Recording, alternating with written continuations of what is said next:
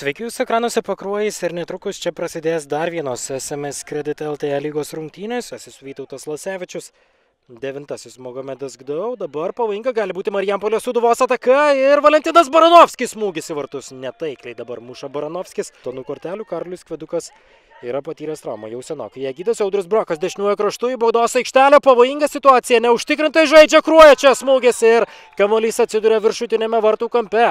21 numeris, tai yra žinoma Nerijus Valskis. Taip, dabar jis pasižymėjo, kaip ir įprasta, Nerijus Valskis yra Marijampolės Sūduvos. Sūduvo žaidėjų tikrai yra daug ir Nerijus Mačiulis į baudos aikštelę gaudo kamuolį Pavelas Davidovas. Paulius Daukša ant atsarginių žaidėjų suolo, Rafaelis Ledesma taip pat, o čia dar viena pavojinga situacija. Vėl Nerijus Valskis. Centro saugas, atakuojantis saugas Nerijus Valskis ir vienintelis puolėjas Mogamedas Gdaučekis. Valandą prasidės ta dvikova. Jie tiesiogiai transliuoja žinoma Futbolo TV. O čia pavojinga situacija, smūgis į vartų. Gali duoti nurodymus ir lietuviškai. Kiselevskis dabar į baudos aikštelę ir vėl link, atrodo, ir pavojinga situacija, smūgis dar vienas ir šį kartą jau Mogamedas Gdau įmuša įvartį. Štai tokia situacija. Gelbėjo savo komandą kiek galėjo. Dabar atrodo Maris Eltermanis. Tiesiog nebuvo kas pasaugojo jo užnugarį.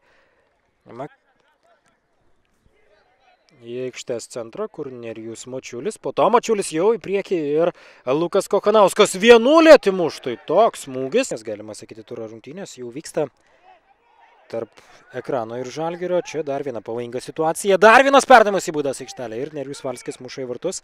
Kamuolio ir Lipskis. Ir Lipskio smūgis dabar į vartus netiksliai. Lipskis, Strockis. Žiūrint į rezultatus. Ji prasidėjo nuo 8-ojo turo.